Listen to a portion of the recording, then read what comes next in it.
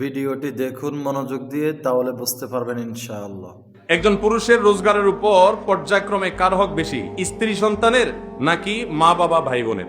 দেখুন, মা বাবার সাথে কারোর কোনো তুলনা চলে না হক আদায় করার ক্ষেত্রে। হক আদায় মানে শুধু টাকা পয়সা খরচ করা না। আল্লাহ এবং তার রাসূল সাল্লাল্লাহু আলাইহি সাল্লামের পর সর্বোচ্চ শ্রদ্ধা পাওয়ার হকদার, সর্বোচ্চ ভালোবাসার হকদার কে? মা এবং বাবা। মা বাবার চাইতে বেশি ভালোবাসা পাওয়ার হকদার পৃথিবীতে আর কেউ, শ্রদ্ধার হকদার আর কেউ। কিন্তু অর্থ ব্যয় করার ব্যাপারটা একটু ভিন্ন।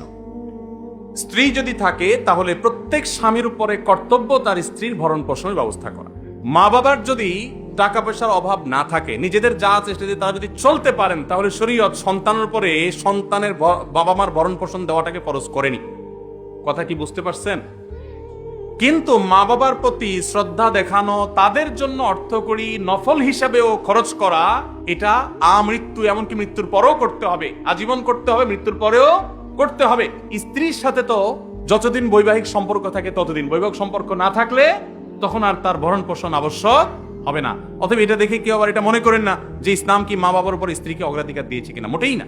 কিন্তু খরচের যদি ব্যাপার হয়, স্ত্রী অন্যের ঘর থেকে এসছে আপনার ঘরে, অতএব তার সম্পূর্ণ দায় দায়িত্ব আপনার, আপনি তার ভরণ পোষণের ব্যবস্থা করে দিবেন।